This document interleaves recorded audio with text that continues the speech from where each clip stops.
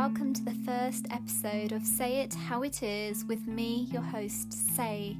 I'm so grateful for your time and energy for being with me on this journey. Today I'll be sharing how talking to a stranger completely changed my life when dealing with grief.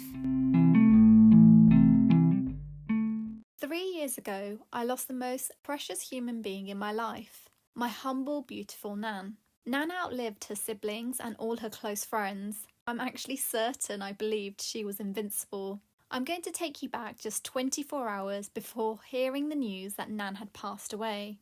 Tuesday the 30th of May 2017. It was around 7 p.m.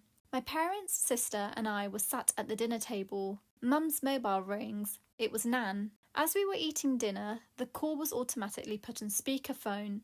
First Nan spoke to my parents, and then my sister, and finally me. Nan and I spoke for a while, when suddenly the tone changed and Nan said, "Say, I'm going to go now." I remember asking, "Where, Nan?" even though deep down I knew what was coming. She then said, "My time has come." I wasn't ready to hear why Nan was talking about going, so instead of listening to her, I diverted the topic. We had a full-blown conversation about how fortunate she was to have been blessed with all her desires, both spiritually and materialistically. We spoke about the suffering in third world countries, while here she was living in a beautiful home in England, with good health and was always surrounded by those who loved her. I often actually would laugh at her popularity, in a jokingly way, as she had more friends than me. It's no lie when I say Nan's mobile would ring more than mine. So the call ends with Nan apologising to me and instead thanking me for reminding her of all her blessings. The next day, my parents called me with the news. Nan passed away peacefully with both my mum and dad right by her bedside. You might be thinking, did that actually happen? Well, yes, that's the truth. My only disclaimer is the conversation between my Nan and I took place in Punjabi, not English. And so I woke up the following day, praying with hope that this was all just a nightmare. A few weeks passed. I decided to visit Nan's place, just with the small tiny hope that she would open the front door. I just wasn't ready to believe the truth, and that's classed as denial. I suffered for a full year, crying day and night. Not only did I lose my favourite human being, I felt extremely guilty. All sorts of thoughts tormented me, like I should have listened to Nan that evening. She was trying to tell me something. I know I had just seen Nan the day before, and I know I had a cold, but what if I had gone and visited her? After all, that call was my cue, and I had tons of other what-if questions. I felt very angry at myself for not taking her call seriously. Why was I lecturing my Nan? Who am I to say what I did to her during our last conversation?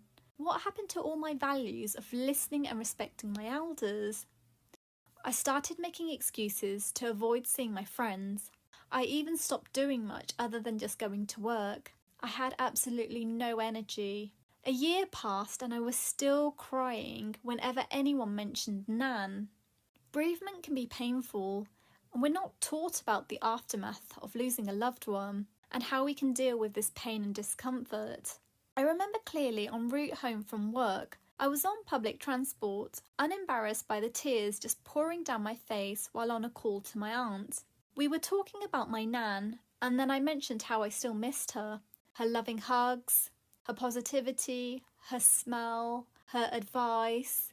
The list just goes on. I asked my aunt how long until it actually stops hurting, as I felt both physically and mentally drained. And just for the record, I had lost 2 other grandparents when I was younger. I did feel similar emotions back then, but the bond between me and my Nan was much stronger, and so I guess that's why it felt much worse. During this conversation, my aunt recommended bereavement counselling.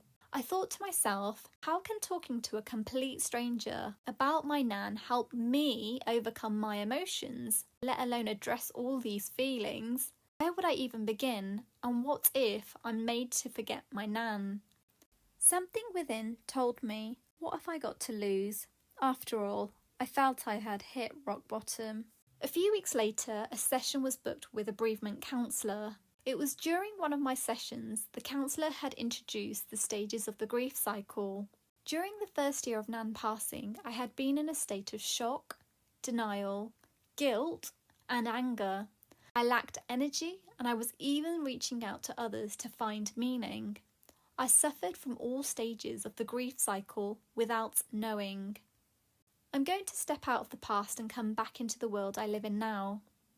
For me, it was just having a few conversations with a guided counsellor about my Nan and reflecting from another angle that really helped me see light at the end of the tunnel. My counsellor didn't force any thoughts on me, nor was I rushed to come to a conclusion about my feelings. Now, instead of crying whenever I think of Nan, I remind myself I'm a fortunate individual. I had a beautiful, strong female mentor for over 30 years of my life. My greatest role model was an essence of pure love who would go above and beyond for anyone with no expectations. I also like to remind myself of funny yet thought-provoking events that I experienced when I was with my Nan. Like the time I took Nan to the doctors, and on this one occasion, an elderly lady smiled at Nan. Nan waved, smiled, and then walked towards her. They started conversing about health and family. Once they had finished, and as I was walking Nan to the car, I asked Nan who the lady was, only because I didn't recognise her.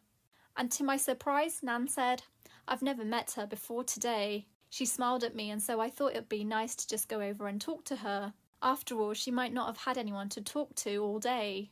We all know as soon as we're born, we too shall pass one day. Yes, I know it's morbid, but it's true. So what's the energy we're giving our friends, our family, and even strangers?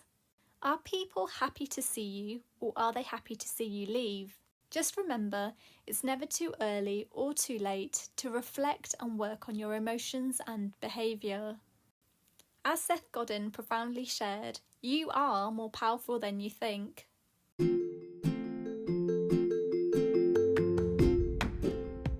Thank you for listening. If you've enjoyed what you've heard, please subscribe and like. If anything resonated, leave feedback, and I would love it if you could share this with at least one other.